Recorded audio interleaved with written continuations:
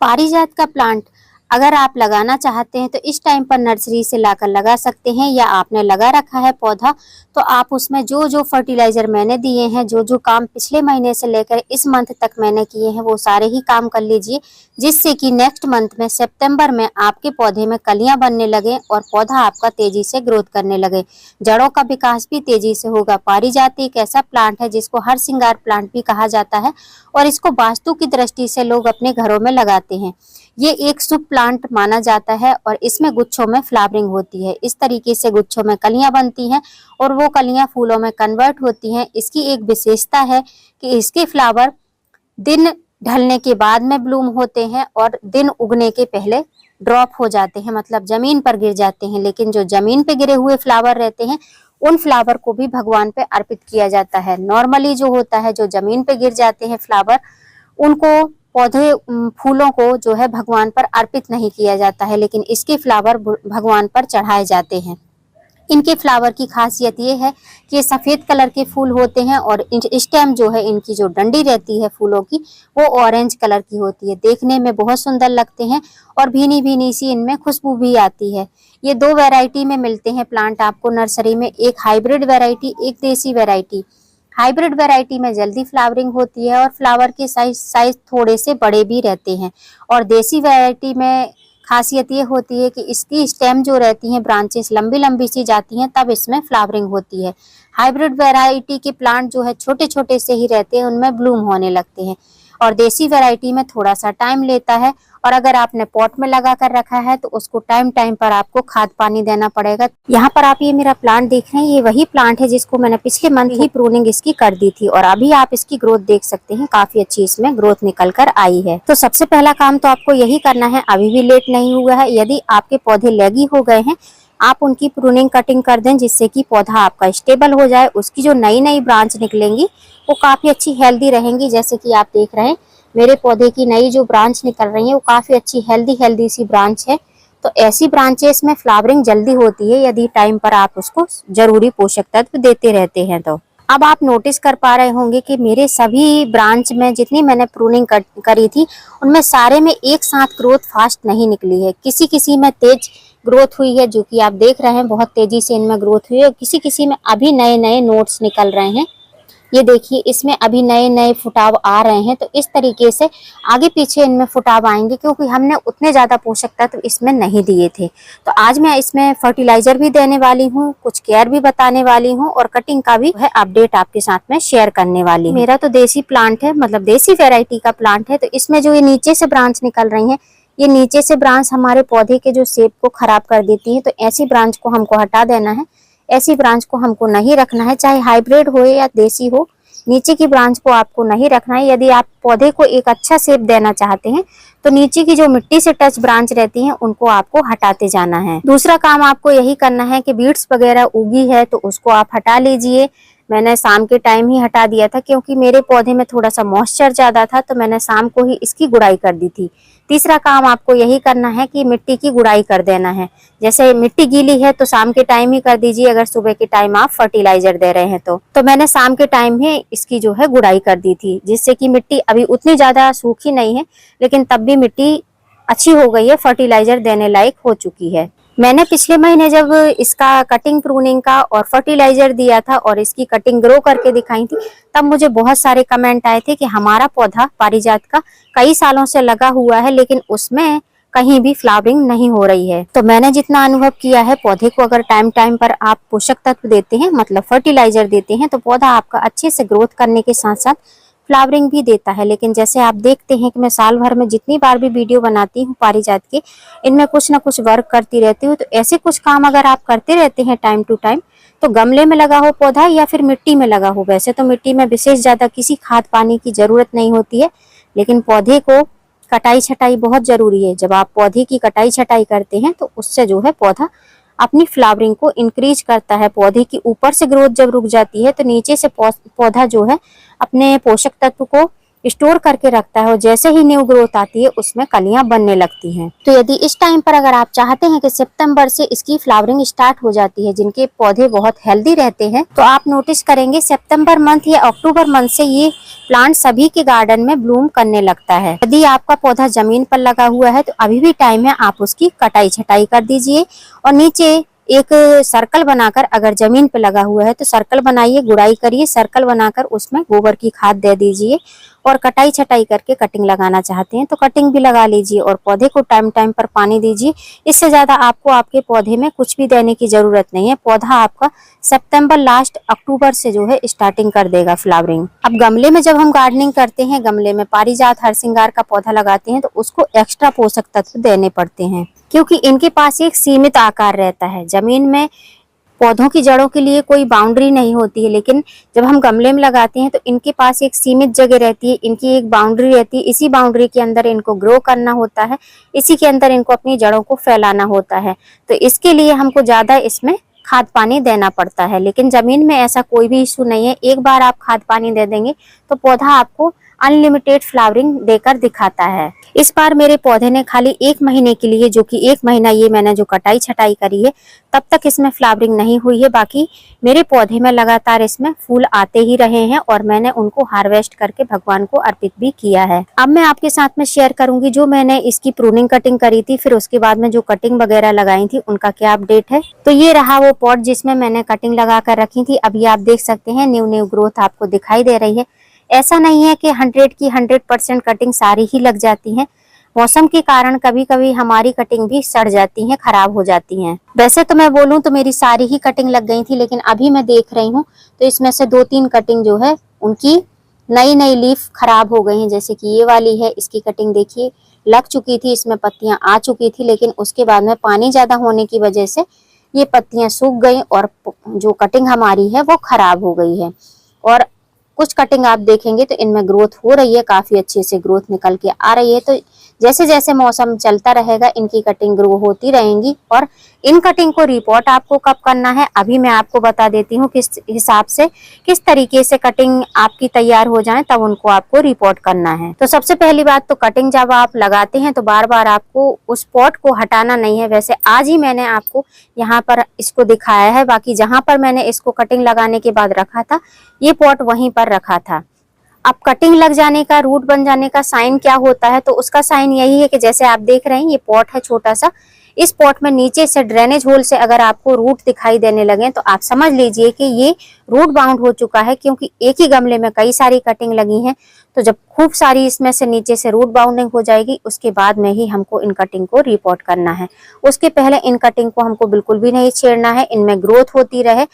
तो उसके लिए आपको इसमें ग्रोथ के लिए फर्टिलाइजर देना है और जड़ें अच्छे से बनती रहें उसके लिए हमको फर्टिलाइजर देना है। तो मैंने जड़ों के लिए आपके साथ में हमेशा ही बताया है कि आप एलोवेरा जेल का पानी 15 दिन में 1 दिन डालते रहिए तो रूट काफी अच्छे से बनेंगी, फंगस नहीं लगेगा, पौधा आपका हेल्दी चलेगा और कटिंग जो रहेंगी उनमें रूट काफी अच्छे से बनती रहेंगी। तो ये तो हो गया मेरे पारिजात हरसिंगार की जो मैंने कटिंग ग्रो करी थी उनका अपडेट। हमारा प्लांट है, इसमें आज हम फर्टिलाइजर देंगे। तो अब हमको किस चीज के लिए फर्टिलाइजर देना है, तो अब हम फर्टिलाइजर देंगे इसकी ग्रोथ के लिए और साथ साथ में थोड़ा सा फ्लावरिंग भी इंक्रीज हो जाए, पत्तियां भी चमकदार रहें, तो उसके लिए हमको इसको फर्टिलाइजर देना है। मेरा पौधा जो है देसी वैरायटी का पौधा है, तो अगर आप सोचे कि इतने छोटे छोटे से ये जो ब्रांचेस हैं इतने ही छोटी ब्रांच में कलियां बनने लगेंगी, तो ऐसा बिल्कुल भी नहीं है। सितंबर, मिड सितंबर के पहले इसमें बिल्कुल भी कलियां वगैरह नहीं आएंगी। एक नेचुरल प्रोसेस है, पारिजात में सितंबर अक्टूबर में ही फ्लावरिंग स्टार्ट होती है। अगर आपका देसी प्लांट है, अगर हाइब्रिड प्लांट है तो शायद जल्दी भी हो सकती है। आज मैं अपने पारिजात के प्लांट में सॉलिड फर्टिलाइजर भी दूंगी और लिक्विड फर्टिलाइजर भी दूंगी, और सारे ही फर्टिलाइजर जो भी मैं देने वाली हूँ सारे ही ऑर्गेनिक फर्टिलाइजर रहने वाले हैं। तो गुड़ाई तो मैंने पहले से कर ली है, आपने नहीं करी है तो आप मिट्टी की गुड़ाई कर सकते हैं। मिट्टी की गुड़ाई करने के बाद में मिट्टी को हमको ऊपर के साइड में चढ़ा देना है और ऐसा सर्कल बना लेना है। तो पहले मैं सर्कल बना देती हूँ फिर मैं आपको दिखाती हूँ। ऐसे मिट्टी को आपको ऊपर के साइड में चढ़ाते जाना है, या फिर सर्कल नहीं बनाना चाहते तो आप जो है लगभग 4-4 अंगुल तक मिट्टी को निकाल सकते हैं। अब सबसे पहले हम अपने पौधे की रूट को मजबूत करेंगे। रूट मजबूत रहेंगी तो पौधा हमारा हेल्दी ग्रोथ करेगा, तभी हमारा पौधा ऊपर के साइड में बढ़ेगा। तो उसके लिए मैं यूज करने वाली हूँ नीम खली का, जिसको नीम केक बोला जाता है। आप जो है, मेरा गमला 10 इंच का है, तो 10 इंच के में मैं 2 चम्मच के करीब इसमें नीम खली का पाउडर डालने वाली हूँ। आपके गमले का साइज छोटा है तो 8 इंच के गमले में आप 1 टेबल स्पून नीम खली पाउडर डाल सकते हैं। तो इससे हमारे पौधे की जड़ें भी मजबूत हो जाएंगी। ये एक प्रकार का फंजीसाइड का काम भी कर सकता है, कीटनाशक का काम भी करता है, और दूसरा हमारे पौधों की रूट को मजबूत भी रखता है, फर्टिलाइजर का भी काम करता है। दूसरी चीज ले रही हूँ नाइट्रोजन युक्त खाद, जिसको बोलते हैं वर्मी कंपोस्ट। आपके पास में गोबर की खाद है तो आप गोबर की खाद भी ले सकते हैं। तो मैं लगभग 1 मुट्ठी के करीब इसमें वर्मी कंपोस्ट का यूज कर रही हूँ। पहले मैंने ऑर्गेनिक गॉट मैन्योर डाला था। आपके पास में गॉट मैन्योर नहीं है तो आप जो है गोबर की खाद का यूज करिए, या वर्मी कंपोस्ट का भी यूज कर सकते हैं। ये काम आपको अब इस टाइम पर जो है 15-15 दिन में अप्लाई करना है। अब हमने इसमें 2 फर्टिलाइजर डाल दिए हैं, नीम खली डाल दी है, वर्मी कंपोस्ट डाल दी है। नीम खली से रूट मजबूत होंगी, मिट्टी सुरक्षित रहेगी, और वर्मी कंपोस्ट से हमारे जो पौधे हैं इनमें जो न्यू ग्रोथ आ रही है वो तेजी से बढ़ेगी, ब्रांच बड़ी बड़ी सी हो जाएंगी। अब पौधे में जैसे जैसे ब्रांच बड़ी होंगी उनमें हमको कलियां भी चाहिए, जिससे कि पौधे में फ्लावरिंग स्टार्ट हो पाए। पौधे में कलियां इंक्रीज करने के लिए हम इस फर्टिलाइजर का यूज करेंगे, जो कि आपको ग्लास में सामने दिखाई दे रहा है। तो ये क्या चीज है? ये एक है बायो एंजाइम, जो कि हमारे पौधे में बहुत अच्छा वर्क करेगा। अगर पौधे में फ्लावरिंग नहीं हो रही है तो आप इसका यूज करके देखिए। मैं हर साल ही इसका यूज करती हूँ। पौधे में फ्लावरिंग स्टार्ट होने के पहले इसको मैं देती हूँ और मुझे रिजल्ट बहुत अच्छे मिलते हैं। इसमें आपका 1 रुपए भी खर्च नहीं होगा। आपके किचन से निकला हुआ ही ये चीज है, जिससे हम इसका एंजाइम बनाते हैं, जो कि हमारे पौधे में बहुत अच्छे से रिजल्ट देता है। ये बोतल आपको दिखाई दे रही है, इसी बोतल में मैं ये एंजाइम बनाकर रखती हूँ और पूरे साल ही मैं इसका यूज करती हूँ। ये एंजाइम किस चीज का बना हुआ है? ये बना है नींबू के छिलकों से। जो हमारे नींबू रहते हैं, नींबू का हम रस यूज कर लेते हैं अपने किचन में, खाने में, और उसके बाद में जो ये पील्स बचे रहते हैं इनको हम फेंक देते हैं वेस्ट समझ के। तो इनको हमको फेंकना नहीं है, इनका हमको यूज करना है। ये हमारे पौधों के लिए बहुत अच्छा काम करते हैं, बहुत अच्छा रिजल्ट देते हैं। तो ये जो आपको एंजाइम दिखाई दे रहा है ये इन्हीं नींबू के छिलकों से बना हुआ है। बनाना किस तरीके से है? ऐसी आपको खाली बोतल लेनी है और ऊपर जो है आपको ढक्कन में एक छेद कर देना है। बोतल इस तरीके की लेनी है जिसमें इस तरीके से पैर बने हुए होते हैं, ऐसी बोतल लेनी है। फ्लैट बोतल आपको नहीं लेनी है। जब भी आप एंजाइम बनाते हैं तो हमेशा याद रखिए फ्लैट बोतल का आपको यूज नहीं करनी है। थोड़े से उसमें पैर टाइप के ऐसे ऊपर ऊपर से रहें, तभी आपको उसका यूज करना है। और सिंपल से ऐसे आपको वेस्ट हुए नींबू के छिलके लेना है और उनको आपको भर देना है। क्वांटिटी फिक्स नहीं है, आप जितना बनाना चाहते हैं उतना बना सकते हैं। और भरने के बाद में आधी बोतल आपको पानी से फिल कर देना है और थोड़ी सी मात्रा में गुड़ का छोटा सा टुकड़ा डाल देना है और इसको बंद कर देना है। और लगभग आपको 4 से 5 दिन पर आकर इसको इस तरीके से सेक करना है और ढक्कन को आपको धीमे से खोलना है। वैसे तो आप इसमें ये छिद्र बना देंगे तो ये बहुत आसानी से गैस रिलीज हो जाएगी, लेकिन तब भी आपको टाइम टू टाइम इस ढक्कन को ऐसे आपको खोलते रहना है, जिससे कि आपकी बोतल फटे नहीं। अगर आपने ये छिद्र नहीं बनाया और बोतल का ढक्कन ऐसे ही बंद करके छोड़ दिया तो ये बोतल आपकी फट जाएगी, क्योंकि उसमें गैस बनेगी। अब ये एंजाइम बनने के क्या साइन है? एंजाइम बनने के यही साइन है कि आपको लिक्विड ऊपर दिखने लगेगा पानी की तरह, और जितने भी ये पील रहेंगे ये आपको ऐसे गले गले से नीचे दिखाई देने लगेंगे। आपको तो बराबर मेरे इसमें पील दिख भी नहीं रहे होंगे। ये संतरा और नींबू से बना हुआ एंजाइम है। आपके पास में संतरे के छिलके नहीं है तो आप नींबू से भी बना सकते हैं। इसको बनने में लगभग 3 महीने का टाइम लगता है, तो मैं तो पूरे साल ही बना कर रखती हूँ, तो मुझे ऐसे फर्क नहीं पड़ता है। और एक बार अगर आपके पास में ये एंजाइम बन जाता है, दूसरी बार अगर किसी दूसरी बोतल में आप बना रहे हैं एंजाइम, किसी भी फ्रूट पील का आप एंजाइम बना रहे हैं, तो इसमें से अगर एक ढक्कन उस वाले एंजाइम जो आप तैयार कर रहे हैं उसमें डाल देंगे तो वो 1 महीने में ही बनकर रेडी हो जाएगा। तो वो जल्दी बन जाएगा। जो पहली बार आप बना रहे हैं उसको 3 महीने लगेगा, लेकिन जो दूसरी बार आप किसी भी पील का बनाएंगे तो वो 1 महीने में एंजाइम आपका बनकर रेडी हो जाएगा। अब जो ये बायो एंजाइम है इसको डायरेक्ट हमको इतना नहीं दे देना है, इसकी मात्रा बहुत ही कम देनी है और रिजल्ट बहुत ही अच्छे मिलेंगे। तो आपका गमला जितना बड़ा है, जितना आपको पानी देना है, जितनी मिट्टी सूखी है उस हिसाब से आप पानी ले सकते हैं। उसके बाद में ये जो हमारा एंजाइम वाली बोतल है, इसी बोतल से एक ढक्कन हमको ये एंजाइम वाला फर्टिलाइजर लेना है। मेरे ढक्कन में जो छेद है ना, इसलिए इस तरीके से ड्रॉप गिर रही है। तो एक ढक्कन के करीब आपको लेना है और इसको ये अच्छे से वाटर सोल्यूबल रहता है। आप देख सकते हैं इसका पानी का कलर चेंज हो चुका है। अब आपको इसमें कुछ भी नहीं करना है। ये एक सिट्रस फर्टिलाइजर है, इसको एज इट इज ऐसे ही साइड साइड में आपको डाल देना है। जो हमने 2 फर्टिलाइजर दी हैं वो भी अच्छे से मिक्स हो जाएंगे। ये तीनों फर्टिलाइजर एक साथ में ऐसे मिक्स हो जाएंगे, बस ऐसे डालकर। और जो हमने मिट्टी ऊपर चढ़ाई थी, इस मिट्टी को हमको नीचे कर देना है। इतना ही आपको करना है, इससे ज्यादा और कोई भी आपको इसमें काम नहीं करना है। तो आप देख सकते हैं पौधे को पानी भी मिल गया, फर्टिलाइजर भी मिल चुका है। और यदि आप जड़ों में नहीं देना चाहते हैं, पत्तियों पर स्प्रे करना चाहते हैं, तो इसका आप पत्तियों पर भी स्प्रे कर सकते हैं। स्प्रे करने के लिए आपको 1 लीटर पानी लेना है। 1 लीटर पानी में वही 1 ढक्कन के करीब आपको 1 ml के करीब इस एंजाइम को लेना है, बायो एंजाइम को। उसके बाद में आपको स्प्रे कर देना है। और स्प्रे करने से रिजल्ट काफी जल्दी मिलते हैं, क्योंकि पत्तियों से पौधा प्रकाश संश्लेषण की प्रक्रिया करता है। उससे पौधे में बहुत जल्दी से ग्रोथ फास्ट होती है और पत्तियां भी काफी अच्छी चमकदार होती हैं।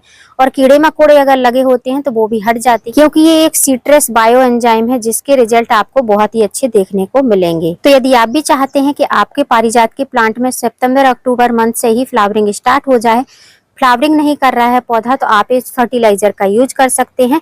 और ये फर्टिलाइजर आपको 15-15 दिन पर देना है। लेकिन मैंने अभी जो ये फर्टिलाइजर दिया है, अब इसको मैं दोबारा रिपीट नहीं करूंगी।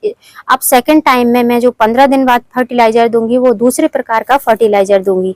जब मैं फर्टिलाइजर दूंगी तो आपके साथ में जरूर शेयर करूंगी। यदि आप भी चाहते हैं कि आपके पारिजात हरसिंगार के प्लांट में बराबर से लगातार फ्लावरिंग होती रहे, तो अभी से आप तैयारियां करिए, पौधे को अच्छे से तैयार करिए, जिससे कि वो पूरे साल ब्लूम होता रहे। उम्मीद करती हूँ फ्रेंड वीडियो हेल्पफुल रहा होगा। वीडियो यदि अच्छा लगा हो तो वीडियो को लाइक करना, चैनल पे न्यू हो तो चैनल को सब्सक्राइब करना बेल आइकन के साथ, जिससे कि मेरे हर आने वाली वीडियो की नोटिफिकेशन आपको मिलती रहे। फिर मिलूंगी किसी नई वीडियो में नए टॉपिक के साथ। तब तक के लिए हैप्पी गार्डनिंग।